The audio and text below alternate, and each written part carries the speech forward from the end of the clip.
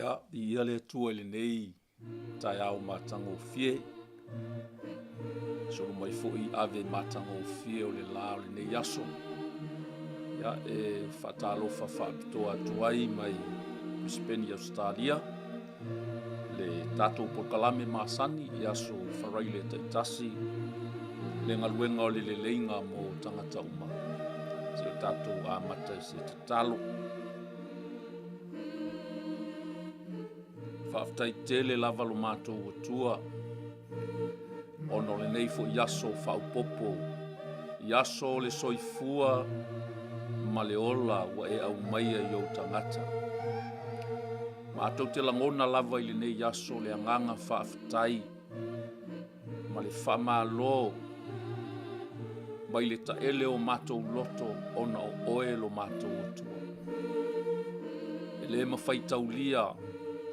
Mea le lei ma mea matango fie, ma le alofa sili ese o laua fio i lau tangata, na e whaia o le pale alii o au ngaluenga.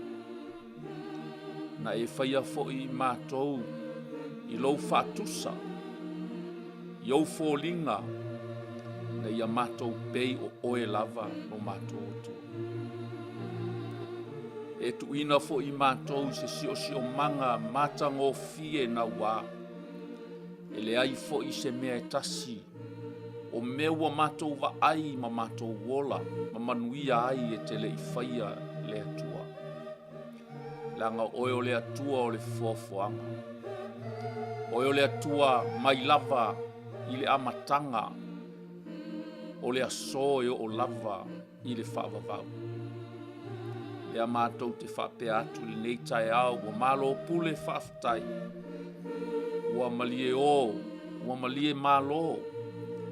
Ua malie le pule whaaftai le atua i lo walofa, ma lo wanga le lei. Whaaftai fo i lo ono sai, ma lo whaapale pale. Lo whaamaoni. E maise te letu ulafoa ina i mātou tama.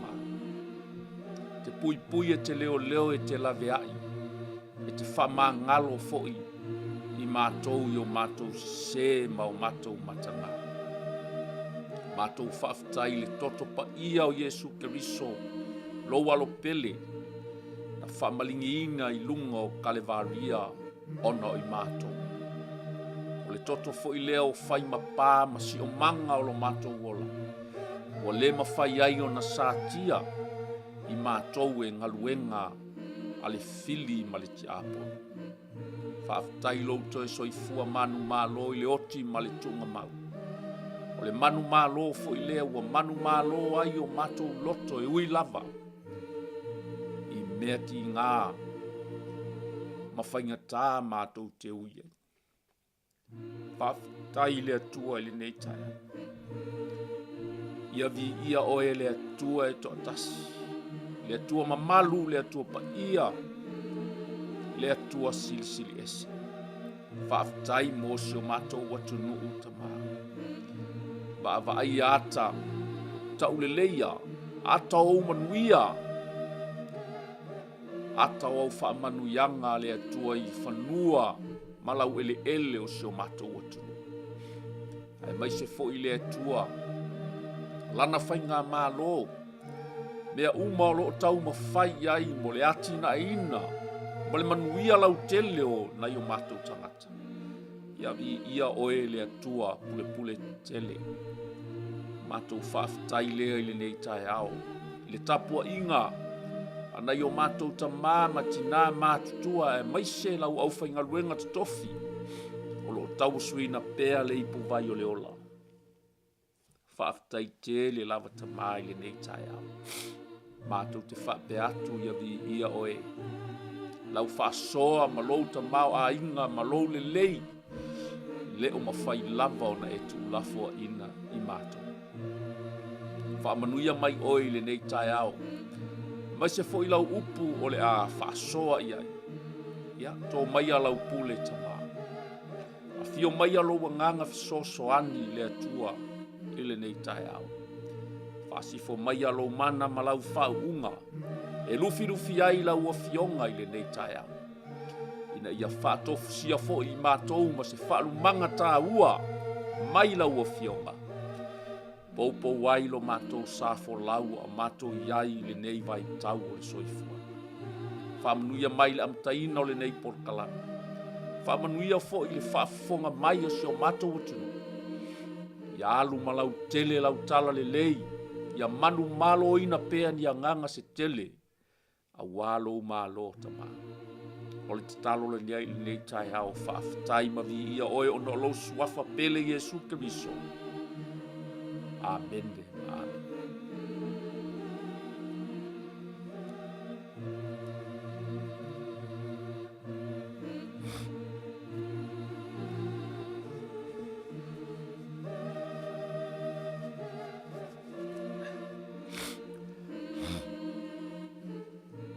Ya, ia le atua le nei tai ao e whaataro whaatu ma whaafelo I atu le pa ia mawalunga se tatou tunu I tupu mai te maalii. Whailaunga, ia ai mai se foi le tu pao tina, ia le foi mo maua o le nei weekend o le a whape foi o na whamanatu I na ai le aso whaapitoa, ia mamoli atuai, ia lo whaangam whamanuianga foi, ia porkalami o le leinga mo tina uma o Samoa. Manuia, ia loto waso sa whamanatu I le nei weekend, le whaatalo foi I le tapua inga, talo na ita mama tutua, matina matutua o lo o. Tapua ia foi whaiva matiute o alo ma whanau o Samoa, ia whaafitai ma moli atu le anganga whaafitai, ia ona o lautou talo ma lautou tapua inga mau. Ia ia le atua. Tato au tu po le whaawawina o le tato po le kalami le nei fo I asu whareile, tato tusi whaitau, ia I le Roma, le o tato o le mta upo e suma le wha, ia, e le o toi telefoi ni mta upo, toi o le nei tusi, nia au te talitonu, ua tele ni lu I tau, matanga o fie, a oa onga fo I le apostolo Paulo, ia I tato, mai lava I lana tusi I lona o mai Roma, lea o lo whaawawina pea. Moni lava le a fionga le tua ma le moli mau fo I o lo moli mau I aile tusi tala I le tusi o ngā ruenga. Ina ua whaiu I umai I lana malanga wha apostolo o lo whamtala ina le tusi o ngā ruenga. O le aise mea e toe puni tia ai le tau alanga a le tamaroa. A mai se fo I o lana moli mau. E ala I lo nali I whaola o Yesu Keriso. I le mta upo e sfu ma le wha. Ia, ua whai mai fo I se manato e au ai I tatou whaasoa I le nei aso. O lo tu ina atu I lunga o le tatou screen, o lo mawale whai upo e suma le lua. Wa mai e taitasi I tatou. Ona tala atu I laulava amio ma laua amio I luma o le atua. Each of us will give a personal account to God. For God is the judge of all people. Ya, nai folo tu natu peto I lunga, ya, o le atua lava. O ia lava lea o le whamasino a miotonu, mo tangata uma. O le atua lava, o ia lea o le whamasino a miotonu, mo tangata uma lava o le lalo langi atu. E au fiai o e maau, ma I tatou uma, e le ai lava stasi whamasino. E ai whamasino o le lalo langi nei. O lo latou whaatino ina fo'i, lo latou tiute, pe o na o ina ai I latou. A o le whamasino sili, o le whamasino a miotonu, o le atua lava lea. Ya, o le au le nei aso. E taitasi tātou. Ma tala atu I luma o le atua. A tātou a miotonu. A tātou a mio, sorry. Each of us will give a personal account to God. Ya. Te ue whapea o lau personal account wai tofu a tātou ma le account a. Ta si lea vaenga e le mawhai e mawhai o na masepu pe ngalo uma mea. A o lau bank account, po o lau personal account. O te talitonu pe whaase fulu ona yaki le aso po o iai se tupe pele ai. Amene. Tele o taimi sa ai ya ma ai po lava lau whaasoa po iai se tupe po o tongi au lou pe toi fia lau wai tālafu. Whape nāle me tau le banka po lau personal account o lo teu ai au tupe o lo sau iai lau tutongu o lo whai ai lau saving ya o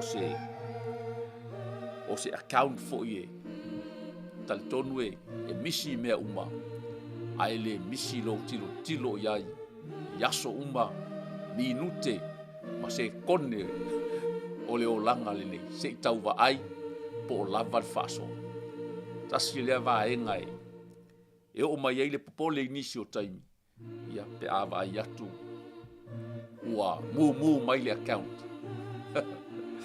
a o le account lea po o le vaenga le o lo tala noa ai le apostolo i le fai upe se fulma le lua o le mata upe suma le fa o le tusi Europa o lau a miu a mai e tasi tato matula i atu i luma o le atua le whamasino a miu tonu se i tala atu lata a miu ma lau a miu i le atua pe le lei pe le aka o le ale na ua whaautu ai po o lo whaulu tala ina ai le mata upu o le neitus ina ia aua e te whamasino ina fua lesi tangata aua e tū fo i le nā tangata i luma o le atua ai avea ia le atua e to atasi le atua sili ese le atua mamana le atua o le fofoanga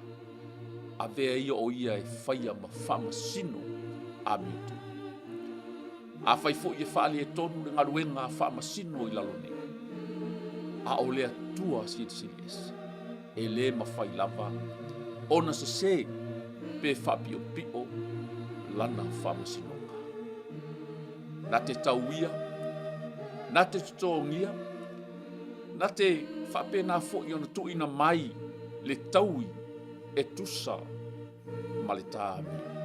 Each of us will give a personal account to God.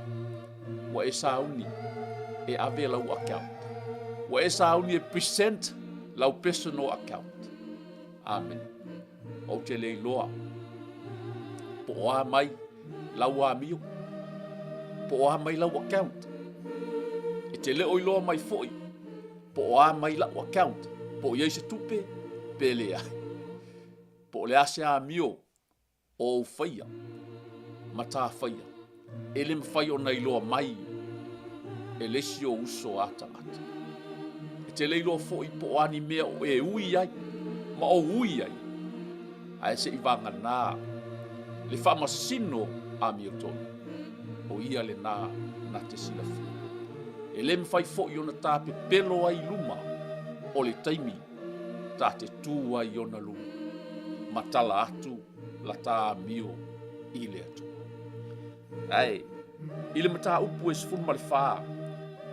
Whai upu mua se ia o i le whai upu e lua suma le tonu. O loo whamanatu ai e le apostol. Ia i la tou o e whatua tua o i Roma. Ona o ese senga i mea ese. Ona o le whi ese a ingo manatu ma loto o tangata. E winga i mea ese. O mea nei, o loo whape nā ona manatua isi e sao i lo lato lava, mala maanga ma lo lato talitonunga. E ala i mea ai, e ala i mea inu, a e maise fo, o aso whamanatu po o aso pa ia, po o aso tapu ai. O mea ia e tolu o loo iai se ese a inga i te tonu o tangata whatua tua i Roma, o loo tau mawhai le apostolo e soalau pule, ma a vatu iai ni a oa, e whaanofo file muai i lato. Paul gave them instructions about living in peace with people who have different opinions. O loo tau mawhai le apostolo i mata upule nei, se i tau fō le wheese a i o manatu o tangata. ona e tofu lava le tangata, malona langona, malona manatu i le mea ua tonu, i le mea ua malama ia i oia. Ai, whamaile manatu o le apostol. They must not argue about their differences. E le tatau o na whewhina wai i mea ua latou ese ai. No latou talitonunga i mea ai, e ai isi, ai le ai isi mea ai. E o i vai, ai mai se o aso tāpu wai po o aso pa ia. E le tatau o na latou whewhina wai ai. E le tatau o na they must not try to seem more important than others. E le tau fo'i o na latou manatu, e sili le tasi i le tasi. A o le ale mea e tatau o na latou fai. They must protect one another's faith, and encourage it to grow strong. E le tatau na latou whewhina wai, e le tatau o na manatu fo'i e sili le tasi i le tasi. Ai tatau na latou whaamalo siai, whaamalo siai, ia ma whapena o na build le tasi, ina ia malos. E sosoani le loto le tasi tangata, e whausia, ma whaamalo sia lona talitonu. Tau fo ina pui le tasi tangata, i le loto o le tasi tangata. They must live in peace and be thankful and joyful. E tatau o na latou nofo filemu. Nofo ma le loto whaafitai. Ma ia iai le oli e fusi ai o latou loto ato. Di ia le atua. Oni manatu ia o le apostolo. O loo tā o whai ai le mata upu e se fulu malifa. O lona nau ta inga mo i latou o e whatua tua o i Roma. Ina ia maua le nofo file mu ma le nofo fealfani. Ia maua le loto whaatasi. Le loto whaafitai. Le ngalu lue whaatasi. Ai mai se foi. Ia fusi le loto i le oli. Whai mea ma le oli ma le fiafia. The most important thing is for believers to continue serving and loving others as Jesus did. O le mea tā ua, o loo whaa, ma mawha iei le apostolo le nei matau. Mo i lātou o e ua whatuatua. Ina ia whaa wau le au na ma le alofa o le tasi le tasi. Pei fo i ona whatino ina i le ali whaola o Yesu Kiriso. I ia le atua, ma le whamanatu muli a le apostolo i le nei matau. God,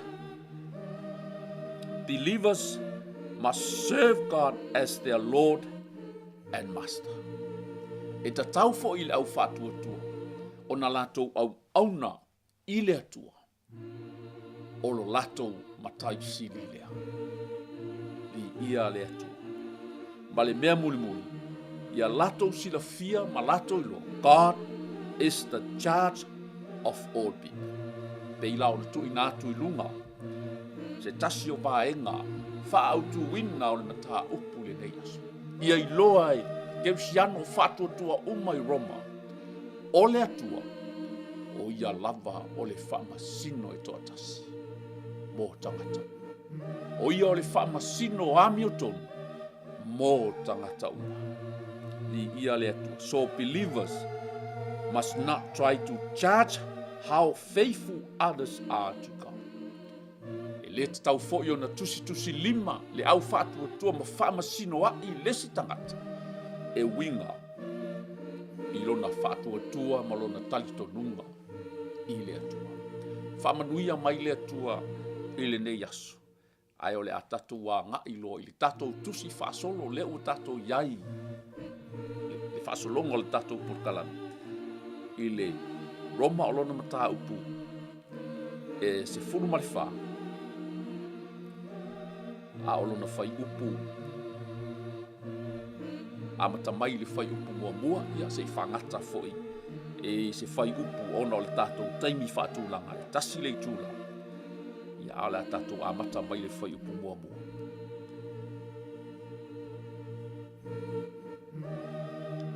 O loo whauru tale ina le mata upu lea, the danger of criticism. O le afianga tele, o le fai, o le tau whaaleanga. O ha uma upu e whaapena ona po le whaasala.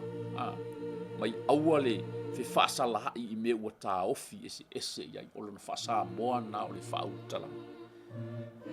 Le whaapretania the danger of criticism. Ia outou talia le ua vai I le whaatuatua. Ai le ina ia whaamasino ina o mā salo-salonga. Accept other believers who are weak in faith and don't argue with them about what they think is right or wrong. Talitonu tasi lea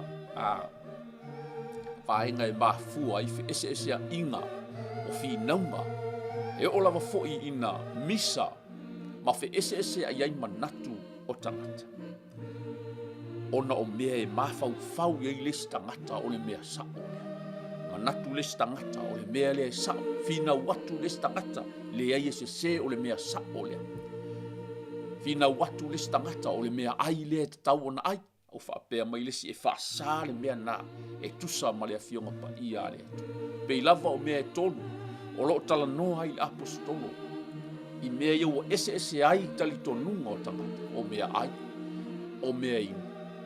Ai mai se foi o aso pa ia. Po o aso tapua. Mai. Aua ia e talia le ua vai I le whaatuatua. Ai le ina ia whaamasino ina o māsalo-salonga. Don't argue with them about what they think is right or wrong. For instance, one person believes it's all right to eat anything, but another believes with a sensitive conscience will eat only vegetables. Tasina me ese tangata. Pei lava ona sila fia fo'i e tātou uma. Nisi fo'i o kālesia. Lātou tele aia ia nisi fo'i o man. Pei o le puaa. Ma mea e whape e mangalua vai. Tonu le tau whaamtalaina lea vaenga. O le mea lava ua manatu I lātou. O le mea sa o le nā. O lea oa onga tā ua ale apostolo. Whamaia. Don't argue with them about what they think is right or wrong. So I le tau mawhai o le apostolo so alau pule ese esenga ia I manatu o tangata I mea ai. O le whamai aua tau te whiwhina wat. O lona winga, I le tā ua tele, le me ai, pe sao pe ai, ia malama tangata. O le mea lava ua tali tonu I ai lea tangata e tusa malana suesuenga. O le mea lava le nā ua sao I lona manatu. O le whaamamafa le apostolo. Aua le avea ma mea e whiwhina wa ia. I ia le atu. Wa ua tali tonu lesi tangata. E tau ona ai mea uma. Other people believes it's all right to eat anything. Awa. Isa moa lava ia o loo. Le mawhai o le tātou. Tau mawhaina. Se ngata. Whataita inga. Se mangi. Se isumu. Po se pili o ua. Ai o te whai atu o le McDonald nā, a lesi atu no. O le Flavor nā, a lesi atu no. O isi atu no ia Asia, ma atu no fo'i Afrika. o lato mea ai pito sili ona manongi, e iai isumu, e iai ia pili, ole lato flavor le na, e o ingata. Atunu ia Asia, Vietnams, Cambodias, Filipino, o atunu ia, ole flavor lato mea ai e peie ino iai tato. No e mafau iai, ole mea lea, e sa o le iai, le manatu o le apostol. Langa o le manatu o i tangata, wa o le taitonunga o i tangata. Ai lava mea uma. Ai mea, they believe it's all right to eat anything. Yeah? But another believers with a sensitive conscience will eat only vegetable. Yeah? Whapena fu i tangata. O lona winga, o le aoa onga po le whamatala, aua ni avea mea ai, ma mea tātou te whe ese ai ai.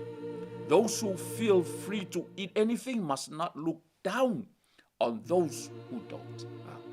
A whai lava o loula ngona le nahe ai mea au te wha ai maua lalo fo i lesi tangata, laena o le whala au aina e mana o iei o ia, laena o le kalo ni ia le atu.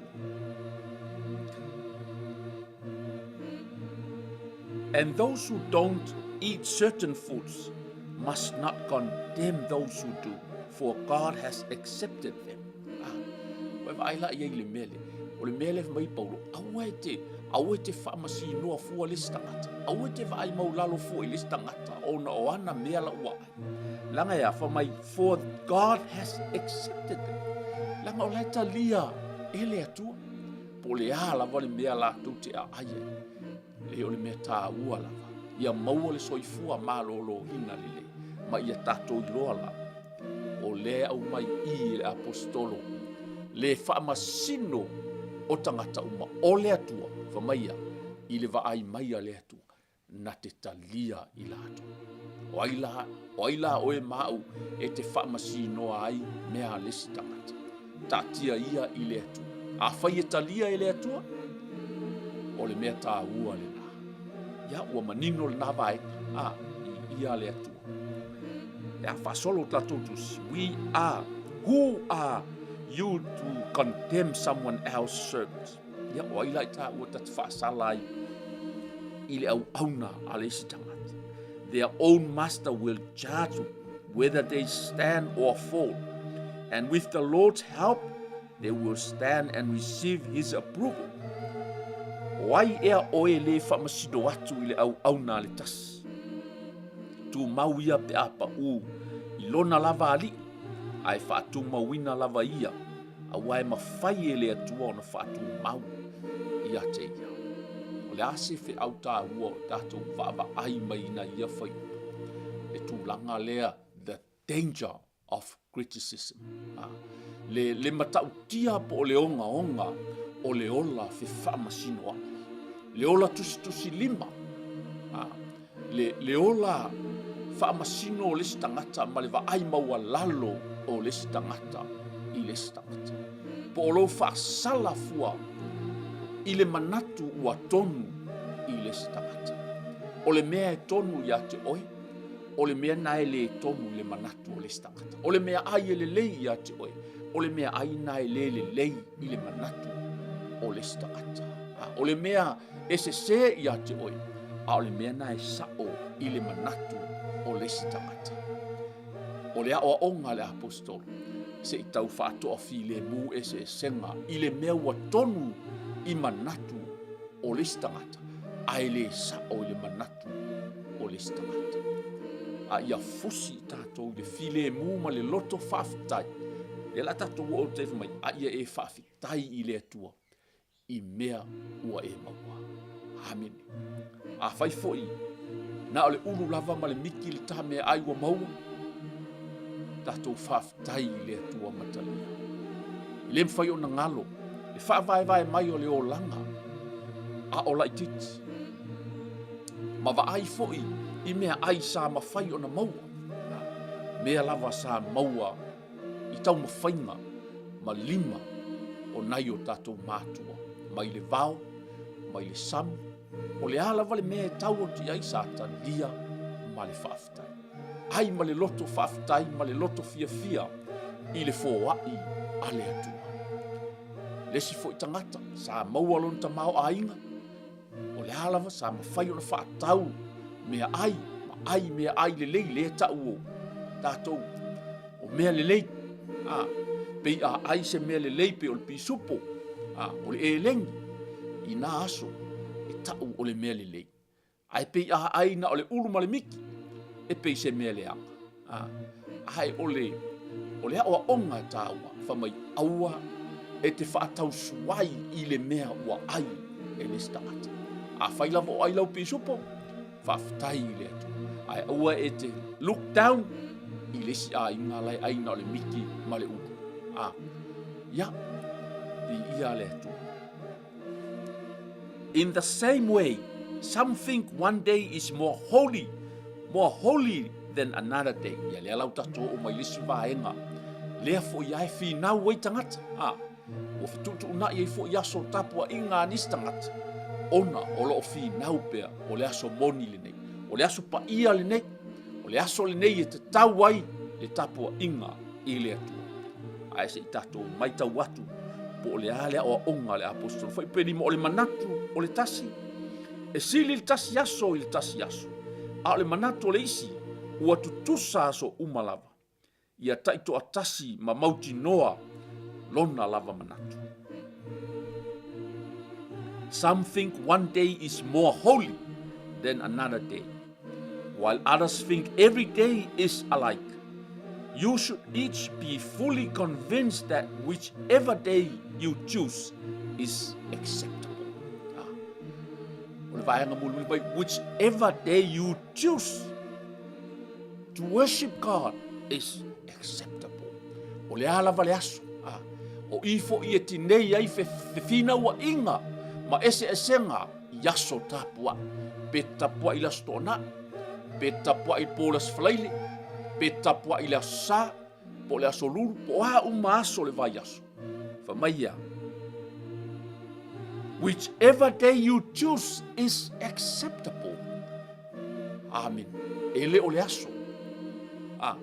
Ele o le aso i tā ua. A o lau tapua inga e tā ua i le. O oe e tā ua i le atua. Pei lavon whamail tusi o apostolo Paulo i lana tusi i le mata upo e se fulu malenu. Give your life to God. Give your life, your body, as a living sacrifice, please, and acceptable to God. And this is true worship. O le tapua inga moni le nā, o le mea te tau, le whaasamu mai, o le mea te tau le nā, o na tātou whaia. O le tuu o lou tinu, o lou wola, whaatau langa, ia pa ia ma mālie i le atua. O le mea sa o le nā, o le mea te tau. In English, this is true worship. Po le a lava la le aso, e le tāua. Ia tuu ai fo i le whiwhina wa i aso. Langa wa manatu fo i se tasi vaenga o le aso sa moni le nei. O le aso moni le nei e tapu ai ai. O le aso to nai, o le aso malo o lo, o le Sabbath, o le sa pati lina, na malo o lo ai le atu.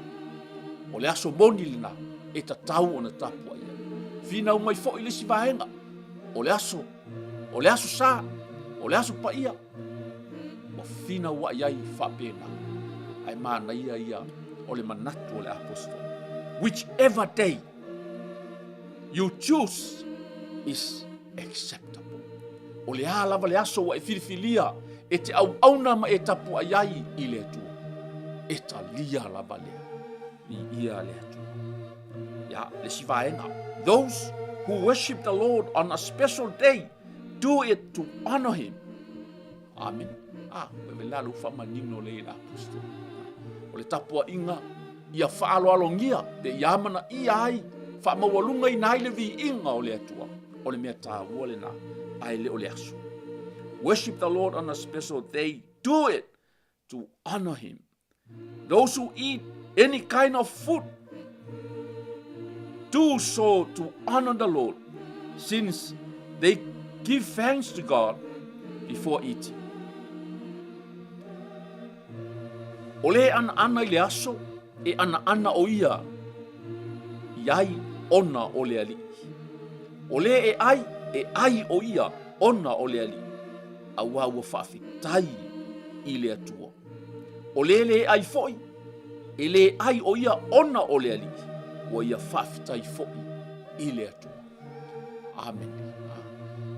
Ai lari tā ua o le awa onga le. Pei on whai atu. O le a, o le tua wha inga.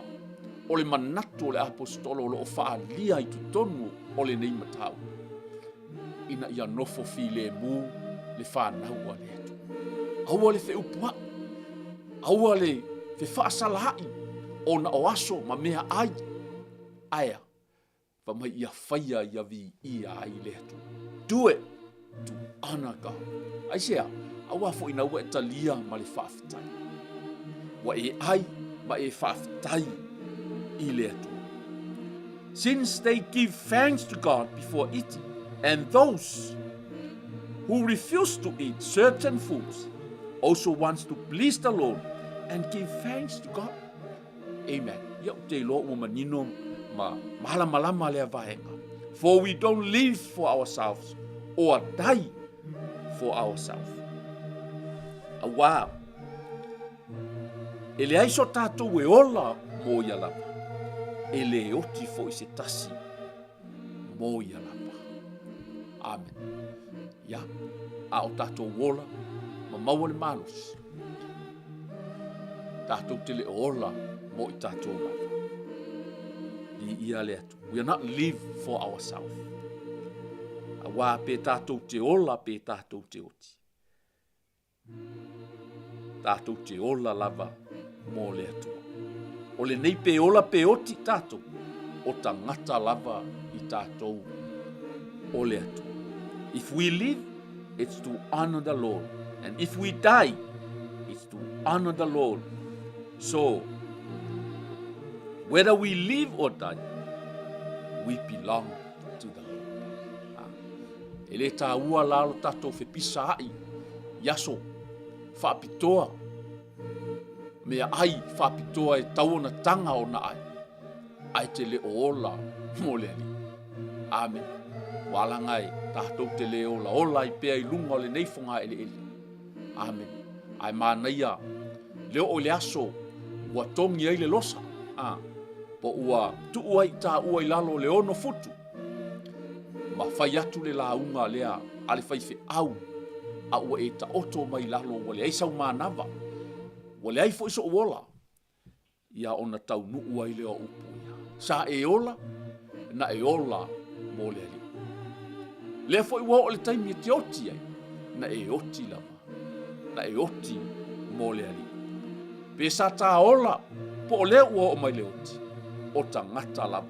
We belong to the Lord. Tasi lea o onga tā ua ale apostolo i le nei lava tusi. Po o le nei lava i le tusi lava leo Roma. O roa manino le iaia o onga ale apostolo. E ta taufo. O na manino lei e le tangata. Po o ai. Who are you belong to? O ai nai te belong ia. Lase upfasa mo. O ai nai te ola mo ia. O ai le nai tuu iai lo tangata. O e ola mo le ali. Po e ola lava oe mo e. Awane i ngalo le whamanatu o le apostolo. If we live, it's to honor the Lord.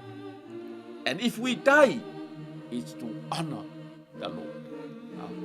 Ai ua le ola, mo le nei lalo langi, o lo wola lava mo oe. Ai a hao ina e oti, o na whamailea, amu ia e oti, na oti mo le ali.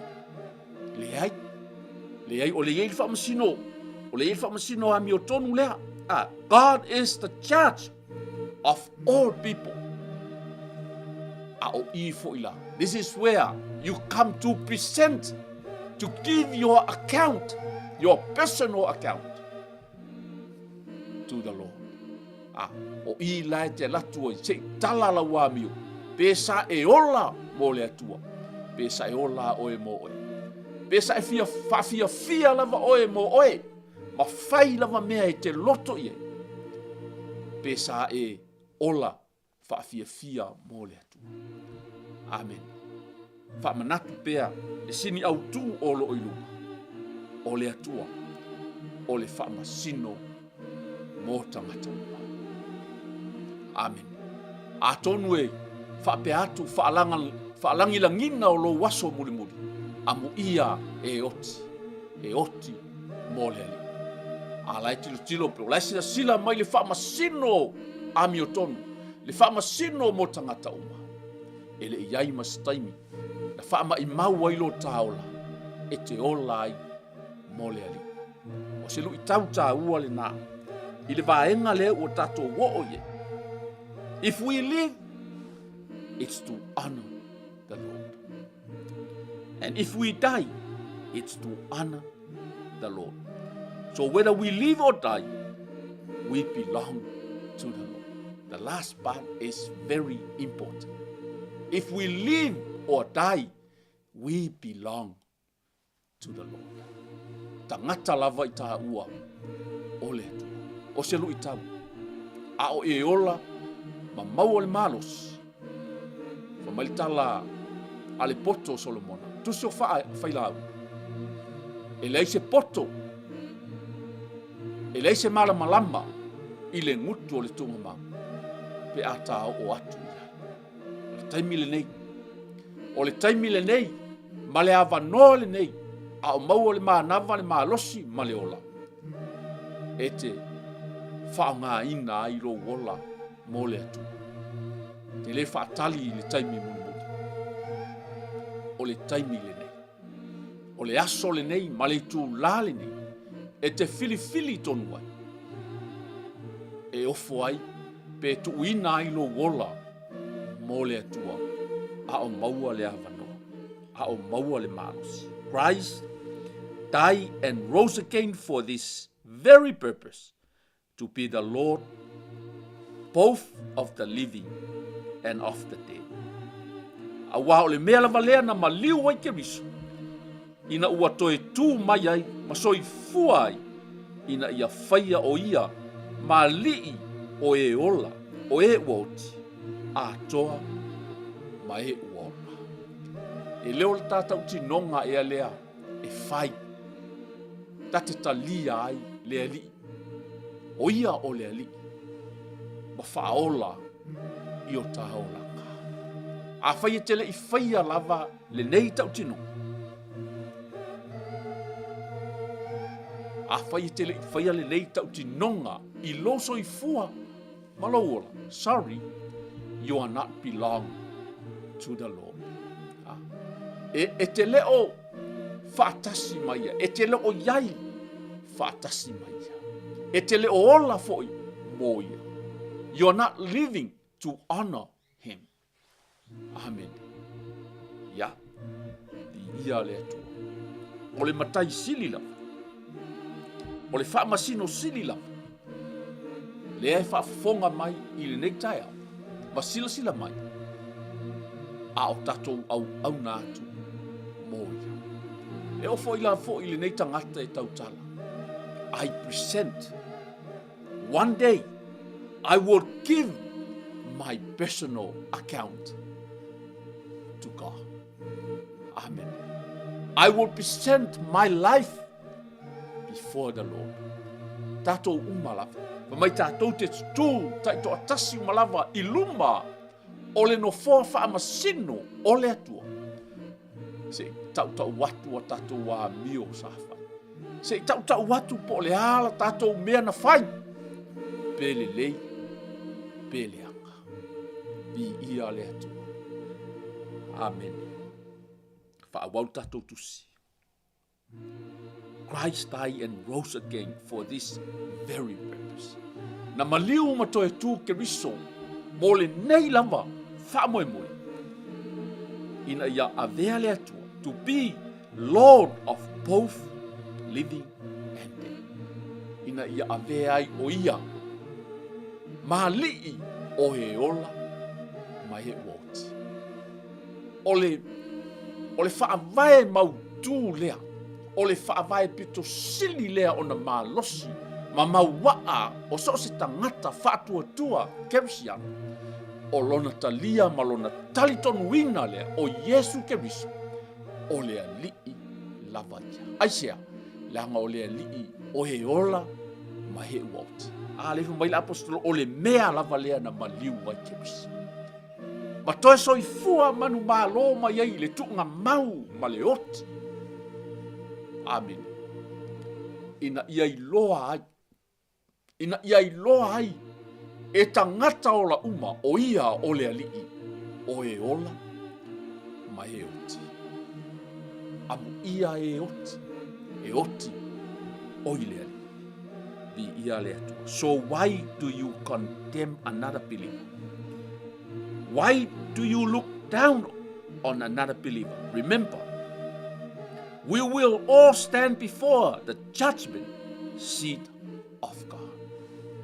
Se ala le mea tusi ai fua lo lima i lesi tangata. Ai se ala mea te whaamasi noa ai fua lesi tangata. Lai fo i aila na mea lai fai. Se ala mea te fai tala ai fua, fai tala ai fua i lesi tangata. Amen. E leo se whaafita uli nume le tasi le nā lea ua wa aia ele nei tai. O le masino aso faiso, aso uma o le soifuanga. O lo fai ai fitaua ingai upu matala. Le tau whaaleanga le wha masino o le stangata i le stangata. Le tau mawhai o le stangata e whai tala. E tau wale ina ai, tau mama ina ai. Le tamali inga o le stangata. Le tau mawhai o le si tu e whaaleanga le si tu. O le mea maninu, o le mea moni le nā, o lo tupu Samoa i le nei vaitau. E le na o Samoa. Le lalo langi a toa. Le ala fo le nā iei whetaua inga o misa. Fe vai a inga mataua. Aisea. E le o iai la vase file mu. O lo fai mai le si au tunu o au te malos. Fa mai le si tai o au te sao. Fa mai le si tai o au te pule. A o lo o ngalo lava la i atu. O lo o ngalo i le tangata ola. Le mea na whaia. Le atua, le na whaia mea uma. Le atua le fofuanga, le pule ao i lunga. Malalo nei. O ia fo ina whaia i tātou. O le pale ali i le awana ngaruenga mamana. Na ia whaia. Wa ngalo lava i tangata. E iai le whaamasino sili. O lo si sila mai ona fofonga. Mai lunga. Amen. Ai a whai. Tātou te whaamawana. A whai te iloa ma e manino iai le aso that you will give your personal account. E le alu se si ma ave lau personal account. E te alu lava oe, te tū lava oe, te tū lava au. I luma o le whaamasimusi. Ma presenta tu. This is my account. I ia le atu. E te tū lava oe na o oe. E le tūta i to ainga. E le tūta i ulungali. E le tū e kale sia. Le ai e te tū lava oe. I luma o le whaamasino a mioto. So why do you condemn another believer? Why you look down on another believer? Ai sea. Why ia sea le mea e te whaasala ai i lo usu. O oe nā fo i pesiale mea e te tau whaatau waa ina ai lo usu. A wā, tātou te laulau tutu malava i luma. Tātou te laulau tutu malava i luma o le nafua whaamasino o Keriso. Amen. Le li i lea whamai nālana o le He died and rose from the dead for this very purpose. Ina iai loa e tangata o loo ola ma e uoti o Yesu Keriso o lea lii lavaia. Lea fo i lau toi whaamanatu mai a wata atou te laulau tutu malava i luma o le nofua whaamasino o Keriso. Amen. O lona winga a le whaia sau whiriwhilinga i te ola i mo ke riso a e soifua ma e ola. E le iloa fo i po le alau, o le alau personal account o le a present. What you gonna tell? Amen. We must have something to give. Amen. A whai lava o nai lava te ola lava mo oi. Nai lava te manatu lava oe, na o oe lava ma le soifuanga le nei. You never consider others. You never consider God. I le ai maso mafau fau i leo lo fofonga. Sila mai, ona fofonga mai lunga. O lou tupu, o lou atua, o le ala le mea la e tu watu ma oe i le asu. A wā tātou te tutu te to atasi i luma o le whamasino a miuto. Li ia le atua. A wāua tu sia wa whetalai mai le alii. O te ola e to atu tuli mai a te au o tuli vai umalava e tau mai foi. O laulau whaiva umalava i le atua. O le nei. E tai tasi i tātou matala i la nā mio i le atua. I la leo lo whai mai ai le au o le nei asu. Tātou te toatu tuli umalava. Matau. Amen. This is why we worship this King of Kings, this Lord of Lords. His name is Jesus Christ. Amen. Le ala fo ilea i tatau ai. A o e ola. Live to honor him. Ola e te ava ma e manatu i le ali i whaola o Keriso. Amen. Tātou te tasi tātou matala i la nā mio i le atua. Wa umal tātou tei. Wa umal tātou tei. Samoa, se ua tunu pele, ia, ua tali tonu foi, ua lava matutoi le nei upu mo i tātou. O le fesili. O le a se mea o le a e tu ma oe i luma o le atu. Each of us would give a personal account to God. Yeah, siakilau account. It's time to consider. It's time to check your account. What is your account? Your life. Siakilo loto. Siatilo wola. O fea nae tuu iai lau wha mua. O aile nae ave iai lo wola. O ai nae e te wha alo iai. Amen. Do you remember this very purpose? Na maliu wai ke riso matoe tu wai ke riso. Se I loa e o ola ma he ua oti. O ia o le ali. O le lui tau. O le whamasino fo I lea e te toe tua I ona luma. We will all stand one by one in front of Jesus Christ. Matau tau. Matala atu. Matuina atu. Laua amio. Lo wola. Po le a se mea na tafa. O le warning. E le to iai. Se poto. Po se malama I tua atu. O le tunga mau po le oti. Le mo li mau waipo. Pe ata to o atu iai. O lona wing. O le taimi tā ua le nei. Ia e iloa ma e mautinoa. O le atua. O le whamasino o tangata. I am not the judge. Ele o o si whamasino. And I am not judging you. O te leo whamasino o te fo. I'm just presenting, delivering the message from the word of God. Wana o se au na foi o lea o te momoli le fe au mo oe mahau I le nei tai au. Ai sea, le anga tātou te tutu tai to atasi umalama. Ai avea le upo le atua le neitaia. E lui tau ina ai, i tā ua a o maua le ola ma le malos. To e siaki ai lau account. Peila va o lau meo lo o whaia yaso uma, o le sa eu o lau personal account, your bank account po iaise tupe. A whaia lo o iaise tupe, ngā lue malos. That's the only way to earn more money in your account when you work hard. O lau ngā lue malos. Amen. E le maua se pai e. E whape nā fo i lau account, your life. E le se mea, e i to tonu o lau account.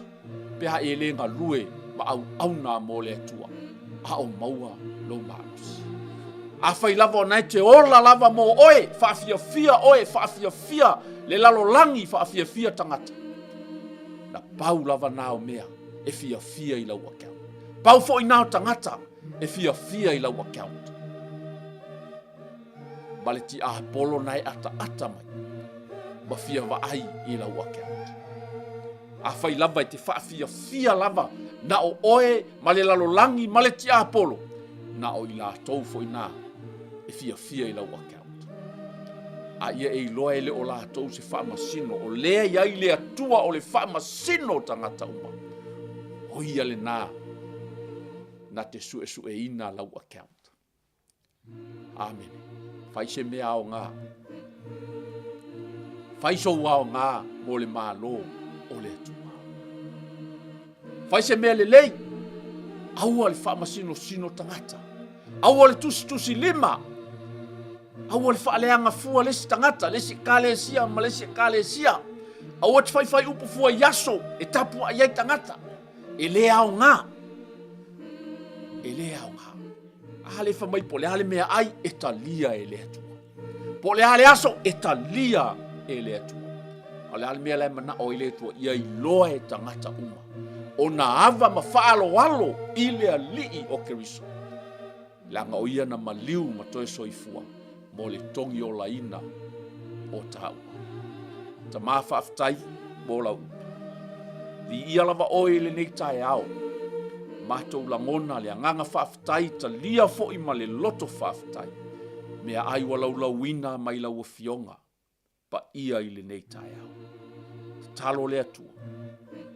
O ai o maa ua ma whaalongolongo mai. Ia lui ta wina se loto mase anganga. Ina ia ola mo oe. Ina ia iloa pe ola pe oti. Ia ola mo oe tama. Whaamanuia le aluato lau upu i le nei yaso tama. Ngā luelo wanganga pa ia e whaalau tele, whaamanino, whaamala malama, whaatoto. I le whaafonga mai asi o mato atu. Di ia le atu. Whaiwina fo li tato porkalami. Le porkalami o le lenga o tangata. A whaiwa e manatu. E te talia ina le fe au le nei yaso. Mai le tala le apostol na maliu ma toe tu Keriso ina ia iloa for this very purpose, so that the people who are live or die know that God is Lord. Ia iloa e tangata uma o e ola ma e oti o Yesu Keriso o le alii lava. E te mana o mia Keriso. E te mana o mia Keriso i lo molanga. Ona e muli mai lei upu o le nei te talo. Tātou te talo le atua le tama. Whaafitai mo lau upu au whaalongolongo ia. Whaamangalo mai au le tangata ngasala. O te whaatua tua na e maliu ma e toe soifua manu malo. Ona o au le tangata ngasala. O te talitonu o oe, o le alii, o le whaola mō tangata uma. Whaafitai Yesu i lau whaola tanga, ua o whaola i nai. O nolo suafa Yesu. Amen. Ia o le tatou porkalamel nā mole ne yaso, whaamanuia atu le atua, sa mosi uwatu nuk pele, i fuafuanga foi malava singa o le yaso se upu pa o papa I lautou whafonga mai. Ia, malua vei fale whamangalo mai I lautou ua. Pule alo fale atua tātou te aulia foi le nava yaso. Ia, tātou to e whelo ai foi lumalava o le nei polokalana. Whamanuia le aso sao tina uma o Samoa. Ona o suafo Yesu. Amen.